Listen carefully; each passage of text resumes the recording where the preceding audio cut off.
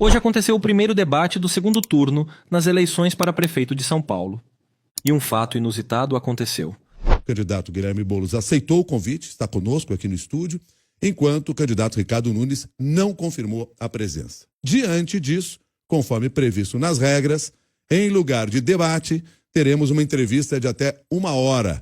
A cadeira do candidato ausente permanecerá vazia. De início, Guilherme comentou a fuga de seu oponente deste debate e também sua omissão durante os 3 anos de gestão. Primeiro eu queria aqui, Milton, lamentar que o atual prefeito, candidato Ricardo Nunes, tenha fugido do debate. Isso é ruim para a democracia. A gente já teve nessa eleição muito problema com cadeira, mas até agora não tinha tido cadeira vazia. Nós estamos tendo pela primeira vez nesse debate uma cadeira vazia. Agora, embora isso seja um desrespeito e lamentável com os eleitores de São Paulo, não me surpreendeu. Porque o mesmo candidato que agora foge de responder à sociedade, foge de debater ideias, foi o prefeito que durante 3 anos e meio fugiu das suas responsabilidades. Foi alguém, Milton, que fugiu quando teve o apagão e 2 milhões de pessoas sem luz, quando a cidade mais precisava, foi para o camarote da Fórmula 1 e fugiu de resolver o problema. Foi alguém que fugiu quando nós estávamos na maior epidemia de dengue da cidade e deixou as pessoas à própria sorte no SUS.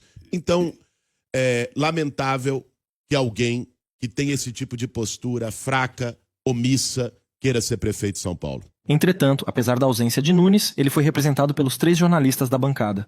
A sabatina que se seguiu foi marcado por constantes interrupções, grosserias e falta de respeito. Começando pelas perguntas feitas de forma a criar pegadinhas para Boulos, trazendo implicitamente insinuações e alusão a fakes que os oponentes espalham. Perguntou-se muito pouco sobre os problemas reais da cidade de São Paulo. Candidato, o senhor comemora apoios nesse segundo turno, entre eles o do vice-presidente Geraldo Alckmin, que era governador quando o senhor foi detido na desocupação da comunidade do Pinheirinho, em São José dos Campos. Teve violência policial, protestos. Quem mudou nesses 12 anos? O senhor ou Geraldo Alckmin para agora estar em mãos dadas? Milton, quem mudou foi o Brasil, né? Porque nessa mesma época, o Lula e o Geraldo Alckmin eram adversários e se criticavam, às vezes, com mais dureza do que as minhas críticas ao Alckmin. Hoje o Alckmin é vice do Lula. Porque o que mudou não foram a personalidade das pessoas, nem a minha, nem a dele. O que mudou é que nesse meio tempo surgiu um campo político de extrema-direita marcado pelo ódio, marcado pela violência e que fez com que setores que pensam diferente se unam para poder enfrentar esse campo. Isso teve em jogo na eleição passada com a chapa Lula-Alckmin, e isso está em jogo novamente nessa eleição. Sabe por quê, Milton? Porque o meu adversário, nesse segundo turno, que fugiu do debate, é o candidato apoiado pelo Bolsonaro. É o candidato, aí sim, que mudou, que quando estava com Bruno Covas, como vice-prefeito, dizia que defendia a vacina. E o Bruno fez um bom trabalho de vacinação na pandemia. Agora já disse que é contra a vacina, pela aliança com o Bolsonaro. É o candidato, se me permite, Milton, é o candidato que agora chegou a dizer que o Bolsonaro fez tudo certo na pandemia, o que é um desrespeito com os familiares de pessoas que perderam mais de 700 mil entes queridos. Foi exatamente isso que ele falou, né, candidato? Tem um vídeo dizendo isso, a gente pode inclusive Mas postar não, e trazer aqui. Não em relação à obrigatoriedade da vacina ou ser contra a vacina. O candidato Ricardo Nunes, quando falou, disse que não seria obrigatório, mas não era contra a vacina. O tal do passaporte. Ser contra a obrigatoriedade da vacina agora, é ser contra a vacinação. Começa a ficar ridículo a forma que os jornalistas defendem Nunes e tomam partido do atual prefeito. Repare na continuação desse trecho. Boulos começa a ficar incomodado com a enfática defesa de seu oponente pela bancada de entrevistadores. Agora, deixa eu compreender uma coisa aqui. O que o senhor mudou, então, nesse tempo? Hoje o senhor não apoia mais ocupação de terra, como lá naquela época? Milton, veja bem, os nossos adversários usaram a campanha inteira um conjunto de mentiras contra mim. Eu fui o maior alvo de ataques e mentiras durante essa campanha toda, inclusive com direito a laudo falso na véspera de eleição. Mas aqui não tem mentira no que eu lhe perguntei. Não, no que você me perguntou, não. Me deixa explicar. É que o senhor não me respondeu, mas está atacando o anterior. Não, já. Eu vou responder. Tá bom. Né? O fato do meu adversário não estar aqui, né, eu acho que já diz muito, inclusive. Né? Eu espero que vocês pudessem ter essa mesma veemência, essas mesmas perguntas com ele. Uma pena é que ele fugiu. Eu não fujo. Agora me deu tempo de responder, porque vim aqui para um debate, tive o respeito com quem está nos ouvindo que ele não teve. Então é o seguinte, em relação ao tema de ocupações, eu tenho maior orgulho de ter participado durante mais de 20 anos da minha vida de um movimento que deu casa para as pessoas, que lutava para que famílias inteiras pudessem ter um teto digno para morar. Milton, eu não sei se você já acompanhou um despejo. Já. Quando tem um despejo e você vê uma mãe, uma família, perdendo o último colchão do que ela construiu, perdendo tudo e sendo jogada no desespero na rua, é um dever moral você estar ao lado dessas pessoas. E foi isso que eu fiz ao longo da minha vida toda. O que o movimento social faz para a gente poder aqui combater as mentiras, que inclusive o meu adversário no segundo turno usa, não foi jamais invadir casa de ninguém. Isso é uma caricatura mentirosa. O que o movimento social faz foi identificar imóveis que estão em situação ilegal, imóveis que estavam lá. Sabe, quem está ouvindo deve saber, quando passa no centro de São Paulo e vê um prédio todo abandonado, pichado, que vira lugar de insegurança, principalmente para as mulheres. Ou quem anda na periferia e vê aquele terreno baldio que vira desova de carro roubado, desova de cadáver. O que o movimento fazia era pegar esses imóveis que estavam abandonados há 20, 30 anos, devendo mais imposto que o valor do próprio imóvel e transformar em moradia social. E nós demos casa para mais de 15 mil famílias. Isso para mim é um orgulho. Agora, sabe por que os meus adversários me atacam, Milton?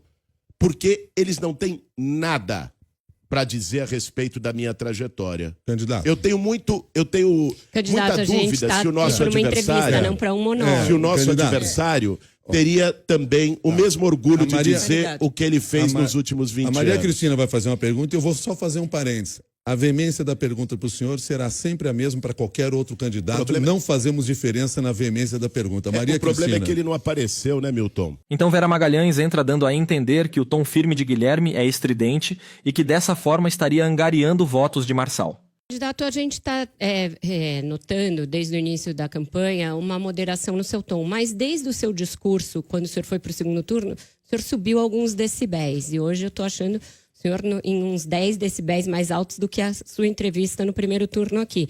O senhor está já em busca desse eleitor estridente do Marçal, por isso o senhor está elevando o tom de voz para mostrar o seu adversário como alguém mais fraco, que o senhor é essa a estratégia do segundo turno? E não fica muito estranho um candidato, uma roupa e um tom a cada fase da disputa ou a cada eleição? Vera, onde talvez você ou algumas pessoas vejam estridência, radicalismo... Não falei em radicalismo, eu perguntei do seu tom. Não, como eu disse, você falou em estridência e algumas outras pessoas podem ver radicalismo. Eu vejo firmeza. E isso também é o que as pessoas vão poder escolher no segundo turno. Se querem um prefeito fraco, um prefeito que atua, na verdade, como marionete, um pau-mandado de outros interesses. Quem botou ele lá foi o Dória, quem botou ele lá ali foi o Centrão. Ele não tem personalidade própria, ou se quer alguém que tenha posições firmes. As pessoas podem gostar ou não gostar de mim. As pessoas podem me criticar pelo que for. Agora, as pessoas sabem o que eu represento, sabem de onde eu venho, sabem quais são as minhas posições. E isso é importante numa eleição. Não alguém que se esconde, foge. Nós temos uma cadeira vazia aqui do meu lado que era para estar com o meu adversário. E é por isso... Pelo que dizem do senhor, ou pelo que lhe criticam, que eu vou repetir a pergunta que o senhor não me respondeu. O senhor hoje não apoia mais ocupação de terreno? Milton, eu lhe respondi que eu tenho o maior orgulho de ter feito... Só que o senhor está concorrendo a prefeito. Movimento que deu... Não, mas aí essa pergunta não é para um prefeito. A pergunta é a seguinte. Num governo meu e da Marta, a partir de 1º de janeiro do ano que vem, eu asseguro para você, Milton, olhando no seu olho e de quem está nos assistindo, será o governo com o menor número de ocupações da história da cidade de São Paulo. Sabe por quê? Porque ocupação de movimento social ocorre quando não tem política de moradia. E nós vamos fazer o maior programa de moradia e regularização Candidato, fundiária da desculpa, história mas o dessa eleitor cidade. não pode entender por essa sua resposta, que aliás tem sido reiterada, que na verdade o senhor está fazendo uma espécie de aliança estratégica com o movimento social e que por ser um governo do senhor eles pegariam mais leve e, por outro lado, teriam um poder de influenciar por dentro muito maior do que em qualquer outro governo? Vera, pegar mais leve, pense com a cabeça do movimento social. Eu conheço, porque fiquei 20 anos no movimento. A cabeça do movimento social é a seguinte, que é moradia para as pessoas. Se o prefeito de plantão não dá moradia para as pessoas, o movimento social vai à luta. Mas se o prefeito de plantão é um casca de bala, Se o prefeito de diferente. plantão dá moradia para as pessoas, o movimento social tem sua demanda atendida. Pode deixar essa comigo, Vera, que eu conheço o movimento, entendo bem, vou saber lidar e nós vamos ter o maior programa de moradia da história de São Paulo. Então a jornalista Maria Cristina entra numa pauta ideológica, abordando a questão de candidatos explicitamente transfóbicos terem tido uma votação expressiva para a Câmara, enquanto a vereadora mais votada do PSOL ser uma mulher trans. Maria Cristina, o respeito à orientação sexual das pessoas é uma coisa elementar, que está na lei e tem que estar na atitude de qualquer governante, né? A Amanda vai ser uma excelente vereadora, quero aqui parabenizá-la publicamente, aliás, a todos os vereadores que foram eleitos pela nossa chapa. E esse tema está no meu programa de governo, estará na nossa atuação. É disso que se trata. O que a gente tem visto, na verdade, foi uma campanha no primeiro turno marcada por fake news. Fake news querendo criar medo nas pessoas. Você que está ouvindo a gente. Quem não quer a mudança em São Paulo, por várias razões, para manter seus privilégios, para manter seus esquemas, quer criar medo. E aí quer criar medo, diz, não, porque o Boulos é radical, é invasor, vai fazer não sei o quê. A gente viu esse filme há 2 anos. Eles diziam que o Lula, se ganhasse a eleição, ia fazer kit gay nas escolas. Vocês lembram disso? O Lula é presidente há 2 anos. Isso não aconteceu. Parece que a pergunta da Eles Maria diziam- Cristina não é essa, né? Não é essa. A pergunta da Maria Milton. Cristina é outra. Milton, Como que a senhora avalia esse Eu vou- fenômeno que se transformou nessa eleição Milton, para a Câmara? eu sou candidato a prefeito, não sou comentarista da eleição. Então, se você me permitir responder da forma como eu acho apropriado, e vou chegar na resposta. Não, Calma. Eu só lhe peço que o senhor responda a pergunta, porque Vou lá e senão vou- o senhor vou vai res- fazer toda essa volta aí. Vou responder. Existiu muita fake news. Diziam que o Lula ia fechar a igreja. Quantas igrejas o Lula fechou? Nenhuma. Pelo contrário, abriram mais. Agora vem com o mesmo discurso de gerar medo nas pessoas a respeito da mudança. E é isso que nós não podemos permitir. Veja, as pautas que a Amanda traz, as pautas que o movimento LGBT traz, as pautas que o movimento das mulheres traz, né, são pautas importantes de respeito, de tolerância.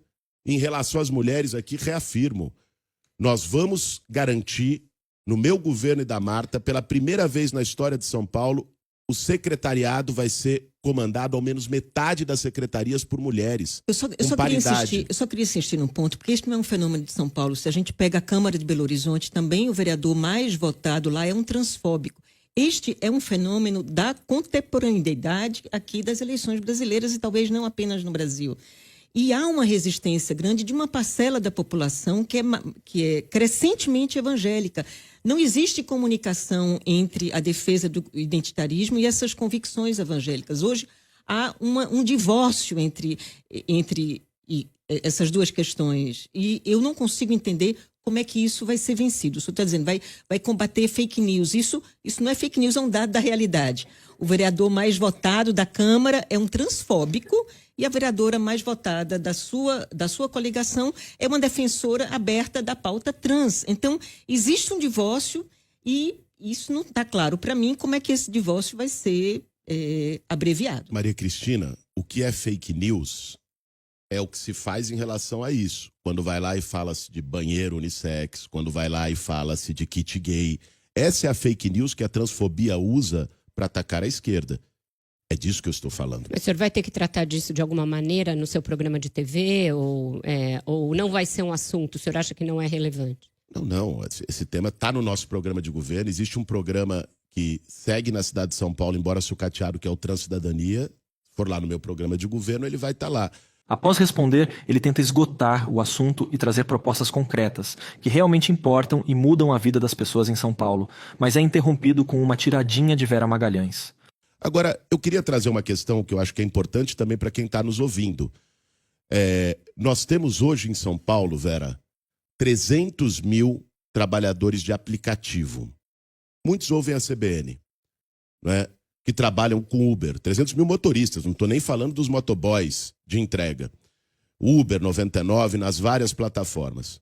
Eu assumi um compromisso com esses trabalhadores que eu quero reafirmar aqui hoje na CBN, de que nós vamos liberar os Ubers do rodízio na cidade de São Paulo, garantindo que possam trabalhar todos os dias, porque quem usa o carro como instrumento de trabalho... A gente entende essa sua isso. estratégia de não responder e mudar de assunto. Espera só um minuto, Milton, mas já que a gente teve o respeito de manter a entrevista com o candidato Ricardo Nunes faltando a um compromisso que ele faltou, vamos tentar fazer um compromisso de todos, de responder as perguntas. A gente vai tratar desse assunto, vamos ter, inclusive, o maior interesse. Dessa forma, o clima acaba esquentando.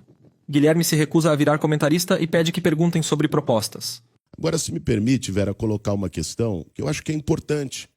Isso era para ser um debate. Exato. Nós temos que lembrar disso, né? Isso era para ser um debate. Teve um candidato que desrespeitou o eleitor, o compromisso que tinha feito com a emissora e não está aqui. Só lembrando Então, que no primeiro turno importante... teve um debate em que o senhor e eles fizeram um acordo e também não foram, que foi o da Veja. Então essa não é a primeira cadeira vazia, já houve outras cadeiras vazias. Sim, o debate da Veja eu não fui porque ele se sucedeu a um debate onde todas as regras foram quebradas e foi o único debate onde os organizadores não deram as garantias de evitar as condições de baixaria. Só para lembrar que não é o primeiro. Não, mas enfim, é importante dizer isso. Agora, eu acho que da mesma forma... que eu acho importante a CBN ter mantido a entrevista, e acho que foi um gesto de respeito com os telespectadores, precisa ser reconhecido também o gesto de respeito que nós tivemos ao compromisso com a CBN e com a população de São Paulo de ter vindo aqui e não ter fugido igual o nosso adversário. Então, acho que é importante que a gente tenha isso em mente. Isso era para ser um debate, né? Sobre a cidade de São Paulo, sobre os temas de São Paulo. Então o apresentador deu a oportunidade de fazer 2 perguntas a Nunes e explicar o motivo da escolha.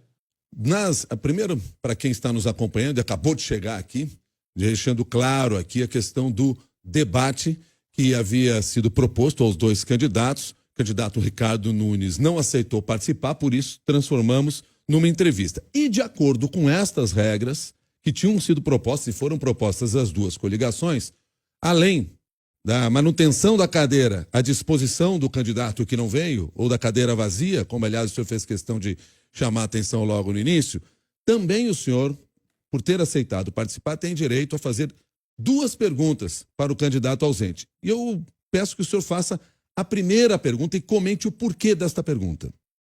A primeira pergunta que eu gostaria de fazer para o Ricardo Nunes, que fugiu desse debate aqui hoje, a cadeira aqui,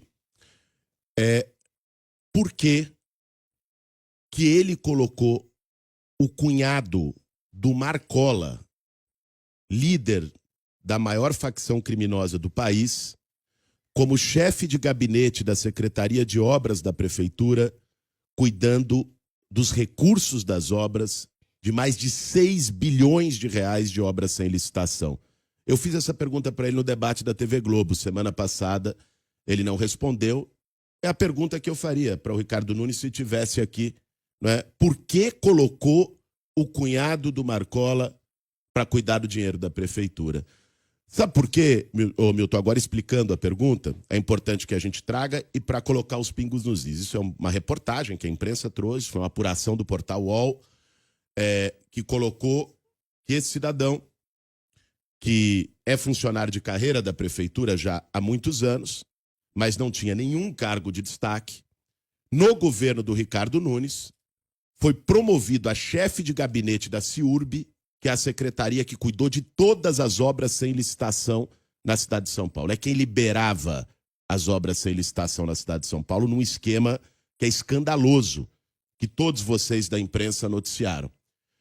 E quando a gente viu o crime organizado entrando nos contratos de ônibus da cidade de São Paulo, e isso não sou eu que estou dizendo novamente, isso foi o GAECO, o Ministério Público, numa apuração, prendendo inclusive donos de 2 empresas que a prefeitura do Ricardo Nunes passou mais de R$1 bilhão, esse ponto chama muita atenção.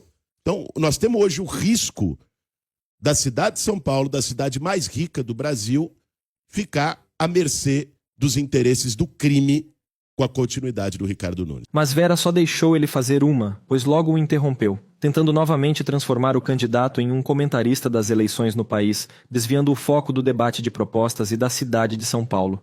Candidato, essa foi uma eleição em que os incumbentes, né, os prefeitos que estão no cargo, tiveram ampla reeleição, índice de reeleição, muitos foram ao segundo turno. 2 exceções chamam a atenção, em Goiânia e em Belém, onde o prefeito é do seu partido, Edmilson Rodrigues, é um político já bastante experimentado, já foi prefeito da cidade outras vezes, mas ostenta uma rejeição de 75%, teve só 78 mil votos, perfazendo 9,78% dos válidos. Isso e é o único prefeito do PSOL numa capital. Isso não é algo que vai ser usado em relação ao senhor pelos seus adversários e até pelo eleitor como um sinal de que o PSOL, quando chega ao poder, não consegue gerir uma cidade que, no caso de Belém, é até uma cidade bem menor que a cidade de São Paulo? Vera, Belém é uma cidade, São Paulo é outra. Exato. Né? Isso não tem qualquer relação. A gente poderia, inclusive, se for esse o parâmetro de comparação do ponto de vista partidário, pegar vários prefeitos do partido do meu adversário no Brasil que fizeram atrocidades. Né? Então, eu acho que o debate que a gente precisa fazer nessa eleição é sobre São Paulo. Aliás, eu gostaria aqui, de maneira muito fraterna, dialogando com vocês, porque a gente já está em 35 minutos da sabatina. Eu vejo frequentemente uma crítica da imprensa, de colunistas com a qual eu concordo, que a campanha no primeiro turno não discutiu a cidade. Aí quando a gente está aqui, meu adversário não veio para discutir a cidade, as perguntas só vêm sobre política geral, sobre o país, Vamos sobre Belém. Vamos só encerrar esse capítulo, porque isso certamente vai aparecer nos debates. Eu acho que é o que mas está aparecendo nos debates na boca do meu adversário, que não veio aqui hoje. Eu acho que nós estamos aqui, eu me dispus, tive o respeito com vocês de vir na sabatina que ele não teve para discutir a cidade de São Paulo. Mas a questão dos aliados é uma coisa que tem sido discutida, né, candidato? Eu queria só ouvir o senhor, o que o senhor acha que aconteceu nesse caso e por que o único prefeito do PSOL não foi reeleito e teve uma rejeição tão grande? Vera, eu não estava acompanhando a eleição de Belém porque sou candidato em São Paulo. Não vou te fazer um comentário leviano sobre a eleição de Belém. Eu gostaria de discutir a cidade de São Paulo.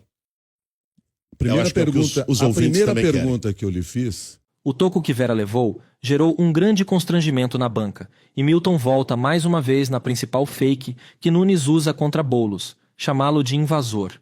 Dessa forma, o tema foi para a moradia, que Guilherme domina totalmente e foi muito bem com suas propostas. Falta de teto.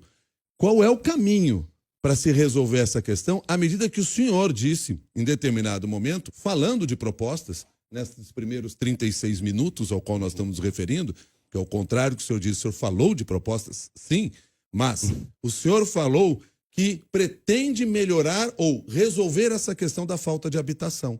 Resolve como? No governo Marta Suplicy, se falava nesse mesmo sentido e continuamos com este problema. O que se deve fazer para transformar esse cenário?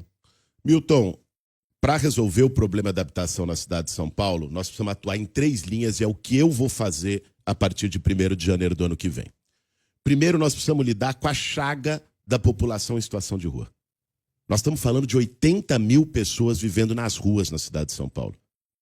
Essa é uma questão que não é de esquerda, de direita, é uma questão de humanidade. Você não aceitar que na cidade mais rica do Brasil tenha isso. O que eu vou fazer? Acolhimento humanizado. Hoje é um problema, eu conheço essas pessoas, eu trabalhei com sem-teto 20 anos. Hoje você tem um problema que os abrigos da prefeitura são muitas vezes desumanos. Em vários sentidos, desde comida azeda, percevejo, condições precárias. Eu ouvi de um morador de rua lá no Largo do Paissandu, quando fui fazer uma atividade de distribuição de alimento, ele me disse: ô Boulos, eu fico aqui na rua porque às vezes eu sofro mais humilhação num abrigo do que na rua. Então, nós vamos humanizar esses abrigos, inclusive garantindo o canil, porque muito morador de rua não vai porque não tem espaço para levar o cachorrinho, que é o único companheiro dele, garantindo espaço para deixar a carroça, porque não tem, e aí ele não consegue ir, porque a carroça é o instrumento de trabalho dele para ele catar uma reciclagem e tirar R$50 num dia. Esse é um ponto. Junto a isso, eu vou atuar para criar uma porta de saída, porque abrigo não é casa. A porta de saída é geração de emprego e renda para essas pessoas. Geração de emprego e renda é o seguinte: eu vi um projeto do Sindicato da Construção Civil que eu achei extraordinário, que foi, ele foi lá nos abrigos da prefeitura, juntou gente que queria fazer um curso de pedreiro, mestre de obra, ajudante, encanador, eletricista, curso para construção. A construção civil está estourando em São Paulo e falta mão de obra qualificada. E fez um acordo de boca com empreiteiras que ele conhecia para poder contratar essas pessoas.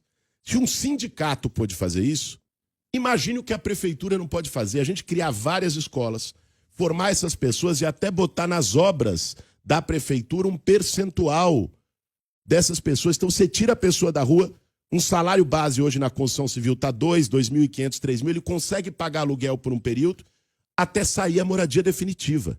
Então essa é uma linha que eu vou trabalhar como prioridade, porque isso toca para mim no coração. E o senhor trouxe essa proposta do janeiro. sindicato, que poderia ser um caminho, mas falou também de outras medidas que podem ser adotadas, que não se diferem muito do que se fez em outros governos, ou pelo menos do que se disse que faria em outros governos. O senhor já perguntou para a prefeita Marta Suplicy, sua candidata a vice, por que também no governo dela isso não deu certo? O que dá de errado que, por exemplo, o morador de rua não quer ir para o abrigo? Sabe por que um morador de rua não quer ir pro abrigo? Pelo que eu acabei de te dizer, Milton. Você acha que alguém gosta de ficar na rua? Você acha que alguém gosta de ter que acordar de manhã e se humilhar para conseguir um banheiro num comércio? Ninguém gosta. O morador de rua, ele muitas vezes não vai pro abrigo porque ele não pode levar o cachorrinho dele, porque ele não pode levar a carroça dele, porque isso. no abrigo ele sofre humilhação. Eu entendo isso. Se você der condições mínimas de dignidade, tratar ele como gente, que é o que ele é, E por que ele não vai. se conseguiu fazer isso, por exemplo, no governo Marta Suplicy? A Marta Suplicy iniciou um projeto extraordinário chamado Boracéia, que fez exatamente isso. Infelizmente, ela não se reelegeu, o projeto foi descontinuado de uma maneira até irresponsável pelo prefeito seguinte, que foi o José Serra. Agora, eu estava falando de moradia. A ideia é replicar esse projeto? Esse foi um projeto que funcionou porque era um acolhimento humanizado. Mas eu falei da população de rua, tem um outro ponto que eu acho importante a gente falar, que é regularização fundiária. Nós temos milhares de pessoas na cidade de São Paulo que têm o seu teto, têm a sua casa, mas não têm o documento. Nós temos muitas comunidades irregulares. Então, fazer a urbanização dessa casa, fazer uma melhoria, botar um reboco na parede. Hoje, muita casa...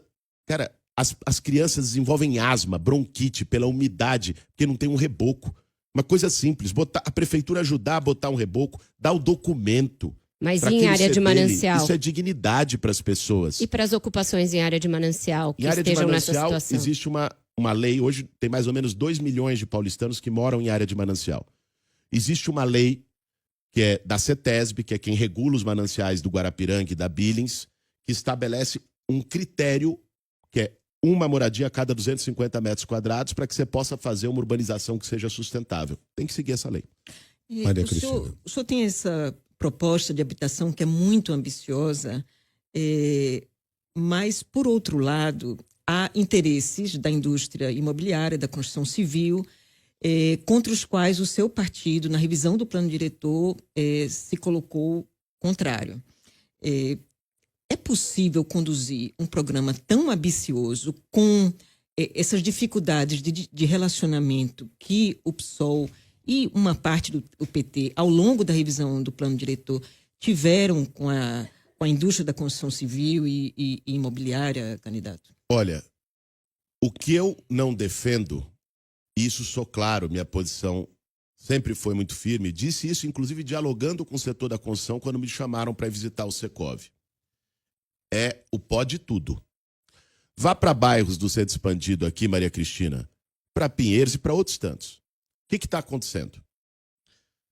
Vão lá, fazem a demolição de 4 casas, moravam 4 famílias, tinha 4 carros. Constrói um prédio de 20 andares, com 40 apartamentos. Onde tinha 4 carros, agora são 40 carros. A rua é a mesma, as condições são as mesmas, isso é insustentável. O que o Ricardo Nunes fez para atender a especulação imobiliária no plano diretor é um crime contra a cidade. Quem mora no centro expandido sabe disso. Agora está tendo uma polêmica danada com o negócio do túnel Sena Madureira, que é um absurdo. Estão fazendo que vai desmatar a região, que vai fazer desapropriações por um determinado interesse.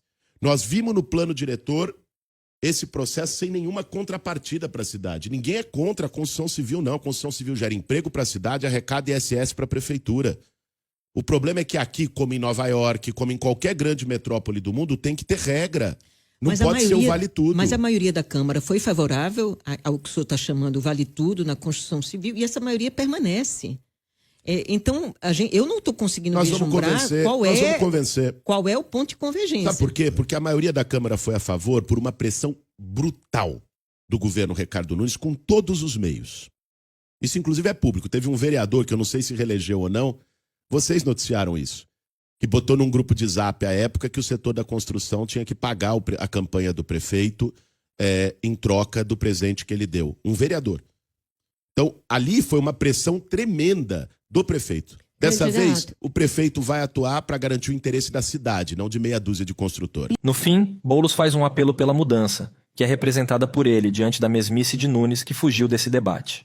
Agora, o que está em jogo, e a cidade no primeiro turno votou maciçamente pela mudança. 70% dos eleitores disseram não ao atual prefeito. Eu quero dialogar com essas pessoas que querem mudança, porque agora no segundo turno, Milton, são 2 caminhos. Quem acha que a cidade está boa como está? Quem está satisfeito e acha que São Paulo está tudo bem na segurança, na saúde, na educação, no meio ambiente, concorda com a propaganda do atual prefeito, com o discurso do atual prefeito, que é tão insustentável que ele não teve a coragem de vir aqui, debater com a gente hoje. Candidato. Quem não concorda e sabe que São Paulo pode e merece mais, quer mudança para São Paulo, eu peço humildemente a confiança e a oportunidade para mim e para Marta promovermos essa mudança a partir de 1º de janeiro do ano que vem.